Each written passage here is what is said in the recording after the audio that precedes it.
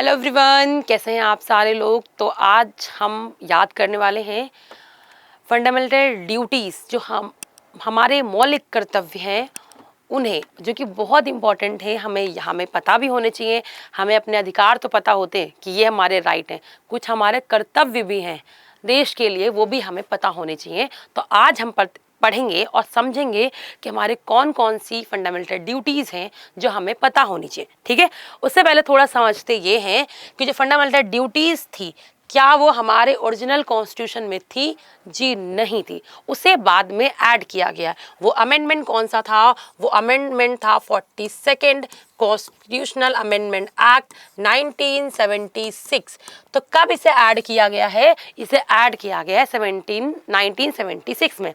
जब कोई चीज़ आई है तो ऐड हुई है, तो क्या होगा, यहाँ पे एक चीज़ भी जोड़ी गई, उसका नाम था पार्ट। वो पार्ट कौन सा था? Part 4A। ठीक है, तो फंडामेंटल ड्यूटीज कौन से पार्ट में है? पार्ट 4A में है। कब ऐड हुई? 42nd कॉन्स्टिट्यूशनल अमेंडमेंट एक्ट 1976 में। किसकी सरकार के टाइम पे हुई? इंदिरा गांधी जी के टाइम पे हुई। किसके टाइम पे हुई? इंदिरा गांधी जी के टाइम पे हुई। फंडामेंटल ड्यूटीज हमने कहाँ देखी थी, जिनसे हम इंस्पायर हुए और अपने वहां ले आए? वो कौन था? सोर्स क्या हो गया इसका? सोर्स हो गया रशिया। क्लियर हो गया? क्या हो गया सोर्स इसका? रशिया। तो हमने कहां से ली? रशिया से। क्लियर हो गया? अब देखो, अब बोला गया कि राइट तो है, अब फंडामेंटल राइट्स भी हैं। डीपीएस में भी राइट की बात की गई, कुछ ड्यूटीज की बात की जाएगी, तो कोई कमेटी बनाई जाएगी। तो कमेटी कौन थी जिसकी रिकमेंडेशन से फंडामेंटल ड्यूटीज आई हैं? वो कमेटी का नाम क्या है? वो देख लो। उस कमेटी का नाम है स्वर्ण सिंह कमेटी। इनकी रिकमेंडेशन से हमारी फंडामेंटल ड्यूटीज आई हैं। जब फंडामेंटल ड्यूटीज बनी थी तो उस टाइम पे हमारे पास 10 फंडामेंटल ड्यूटीज थी। मतलब ओरिजिनल अगर हम देखें तो कितनी थी हमारे पास? तो हमारे पास 10 थी। प्रेजेंट टाइम में हमारे पास कितनी है? प्रेजेंट टाइम पे हमारे पास 11 है। क्लियर हो गया? तो एक हमने ऐड की ना, तो हमने जो एक ऐड करी है वो देखो कब ऐड करी है? तो जो 11th नंबर की हमने ऐड करी है वो ऐड करी 86 कॉन्स्टिट्यूशनल अमेंडमेंट एक्ट 2002 से, है ना। इसमें हमने इसे ऐड किया है। और क्या था ये कि भाई पेरेंट्स की भी रिस्पॉन्सिबिलिटी है कि बच्चों को स्कूल भेजें। सिर्फ और सिर्फ सरकार की रिस्पॉन्सिबिलिटी नहीं है कि आपके लिए फ्री एजुकेशन करे, बट आपकी भी रिस्पॉन्सिबिलिटी होती है कि आप अपने बच्चों को स्कूल भेजो। क्लियर हो गया? तो उस रिस्पॉन्सिबिलिटी की बात यहाँ पे की जाती है। समझ आया? 42nd इंदिरा गांधी जी के टाइम पे ये ऐड होंगे। कमेटी का नाम स्वर्ण सिंह कमेटी। कहाँ से लिए हमने? रशिया से। पार्ट कौन सा है? 4A। और आर्टिकल कौन सा हो जाएगा? आर्टिकल देख लो 51A में हम सारी तरीके से बात करते हैं। क्या ये इन्फोर्सिबल होती हैं? यहाँ पे एक अगला पॉइंट लिख लो। क्या ये किसी कोर्ट में इन्फोर्सिबल होती हैं? जी बिल्कुल भी नहीं। तो ये भी इन्फोर्सिबल नहीं होती है। मतलब ये कि अगर आप फंडामेंटल जो ड्यूटीज यहाँ पे दी है आप नहीं मानोगे तो आपको जेल नहीं भेजा जाएगा। ठीक है, बस इतना है कि अगर इस पर लॉज बना दिए सरकार ने तो ये इन्फोर्सिबल हो जाएंगे। क्लियर हुआ? इतने सारे पॉइंट समझ आए इनके बारे में कि हमने कौन कौन से पॉइंट पढ़ लिए। ओरिजिनल कितनी थी? 10। अब कितनी है? 11। तो हम 11 के बारे में पढ़ेंगे। क्लियर हो गया? फंडामेंटल ड्यूटीज के बारे में आप सुनो, जल्दी से पढ़ लेते हैं 11 कौन कौन सी हैं। पहला क्या है? पहले क्या होगी ड्यूटी? पहला ये है कि भाई हमें अपने कॉन्स्टिट्यूशन की रिस्पेक्ट करनी है, नेशनल फ्लैग की रिस्पेक्ट करनी है, नेशनल एंथम की रिस्पेक्ट करनी। पहली ड्यूटी क्या होगी? सोचो जरा, आप किसी देश में रहते हो, देश में सबसे बड़ा चीज क्या होता है? हमारा देश सबसे बड़ा नागरिकों के लिए, तो हमारा सबसे ऊपर क्या आ जाएगा? हमारा फ्लैग, हमारा एंथम, हमारा कॉन्स्टिट्यूशन। इसकी हमें रिस्पेक्ट करनी है। पहले में समझ आया? पहले में हमें कुछ भी नहीं करना, हम देश में रह रहे हैं। सबसे इंपॉर्टेंट चीज हमारे देश में क्या है? कॉन्स्टिट्यूशन, हमारा फ्लैग, हमारा एंथम। हमें इन सब की क्या करनी है? हमें इन सब की रिस्पेक्ट करनी है। क्लियर हुआ? हमें क्या करनी? रिस्पेक्ट। तो पहली ड्यूटी क्या हो गई? नेशनल फ्लैग, एंथम की हमें क्या करनी है? हमें रिस्पेक्ट करनी है। क्लियर हुआ? दूसरा क्या हो गया? दूसरा ये है कि जो भी हमारे नेशनल फ्रीडम फाइटर रहे हैं उनके स्ट्रगल को भी हमें याद रखना। जिन्होंने हमें आज़ादी दिलाई है हमें उनको भी बहुत अच्छे से याद रखना है। पहला समझ आया?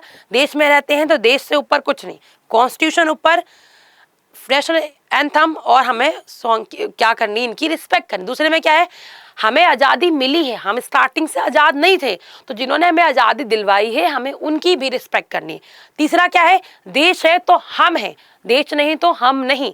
तो देश की सॉवरेनिटी, इंटीग्रिटी, यूनिटी का हमें ध्यान रखना है। हमें ऐसा कोई काम नहीं करना है जिससे देश की यूनिटी, सॉवरेनिटी और इंटीग्रिटी पे खतरा है। क्लियर है? 3 चीजें तो हमें ऐसे याद हो गई। फोर्थ देखो क्या है कि जो भी हमारी defend for the country and render, हाँ, तो अगर हमें जरूरत पड़ती है देश की आवश्यकताओं के लिए, देश की रक्षा के लिए, तो हमेशा खड़े रहेंगे। देश है तो हम है, हमेशा याद रखना, देश है तो हम है, देश नहीं होगा तो हम नहीं होंगे, है ना।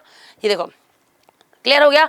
संविधान का पालन करना, अपने आदर्शों का, राष्ट्रगान का सम्मान करना, क्लियर हो गया। दूसरा क्या, जिन्होंने हमें स्वतंत्रता दिलाई है हमें उनकी रिस्पेक्ट करना है।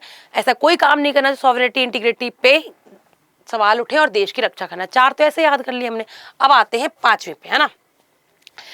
हम देश में रहते हैं, हिंदू, मुस्लिम, सिख, ईसाई सब आपस में मिलके रहते हैं, तो हमें कैसे रहना है, हमें एक दूसरे के साथ बहुत अच्छे से रहना है। तो हमें कैसे रहना है, हमें एक दूसरे के साथ बहुत अच्छे से रहना है, क्योंकि इंडिया डाइवर्सिटी कंट्री, यहाँ पे हर कोई लोग रहते हैं, तो हमें बहुत प्यार से, बहुत अच्छे से उनके साथ रहना है, हार्मनी के साथ रहना है। 5 याद हो गए। 6 में देखो हमें क्या करना है, हमें जो भी हमारी हेरिटेज है, पुरानी हेरिटेज, उसको संभाल के रखना है। ठीक है, ऐसा नहीं तोड़ दिया, फोड़ दिया, वहां पे जाके पता नहीं क्या कर दिए, वो चीज नहीं करनी है। क्लियर हो गया। दूसरा क्या है, हमें नेचुरल इन्वायरमेंट का ध्यान रखना है, इन्वायरमेंट का ध्यान रखना। क्लियर हुआ। हमने क्या देखी 4। 5वीं क्या है हमारी, हमें मिलजुल के रहना है। देश हो गया, देश निपट गए, 4 पॉइंटों में से देश के बारे में बात की गई। 5वें में क्या है, हम सब मिलजुल के रहेंगे। 6ठे में क्या है, भैया जो भी हमारे हेरिटेज साइज है उसे बचाना है। 6 में क्या है, इन्वायरमेंट बहुत जरूरी, क्योंकि अगर इन्वायरमेंट खराब हो जाएगा तो हम अगर सांस नहीं ले पाएंगे तो हम सर्वाइव कैसे कर पाएंगे। तो इन्वायरमेंट बहुत जरूरी है। तो 6 पॉइंट हमने 7 पॉइंट यहाँ पे देख लिए हैं। सभी लोगों के बीच सद्भावना और सम्मान रखना है। दूसरा क्या है, संस्कृति जो भी हमारी है, हेरिटेज है, उसे हमें बचा के रखना है और पर्यावरण की रक्षा करना है। क्लियर हो गया, समझ आ गया। अब देखो दूसरा क्या है, टू डेवलप साइंटिफिक टेम्पर, हमें ऐसे काम भी करने हैं जिससे कि हमारी कंट्री ग्रोथ भी करे, तो हमें साइंटिफिक टेम्पर पे के बारे में भी जाना है। दूसरा क्या है, पब्लिक प्रॉपर्टी को खराब नहीं करना। जैसे कि आप जाओ पब्लिक प्रॉपर्टी को तोड़ने शुरू कर दो, जैसे रेलवे में जब पंखा लगता है उसे चोरी करना शुरू कर दो। भाई वो पब्लिक प्रॉपर्टी है, रोड है, पब्लिक प्रॉपर्टी है, तो आपको उसका ध्यान रखना है कि पब्लिक प्रॉपर्टी है, पैसा हमारा ही जा रहा है वहाँ पे। क्लियर हो गया, उसका भी हमें ध्यान रख। दूसरा क्या है, हमें हर जगह, हर इंडिविजुअल को अपने हर एरिया में कैसा होना चाहिए, एक्सीलेंट होना चाहिए। फिर क्या हो गया, हमें क्या करना है, हमें अपॉर्चुनिटी देनी है, किसके लिए, एजुकेशन के लिए। क्लियर हो गया, समझ आया। तो फंडामेंटल ड्यूटी जो थी वो आपको समझ आई अच्छे से, यहाँ पे हमने हिंदी में भी देख लिया। तो पहले हम देखते हैं पहला क्या हो गया, एक बार रिवाइज करते हैं। पहला क्या, संविधान, फ्लैग, एंथम की रिस्पेक्ट। दूसरा क्या, जिससे हम, जिन्होंने हमें फ्रीडम दिलाई है उनका क्या, सम्मान। तीसरा क्या हो गया बताओ, देश है तो हमें सॉवरेनिटी, इंटीग्रिटी का ध्यान रखना। 4th नंबर क्या हो जाएगा बताओ जल्दी से। 4th में हमने क्या देखा था कि हमें देश, एक ऐसा टाइम पे जब देश को जरूरत पड़े हमारी, तो हमें उसकी रक्षा करना।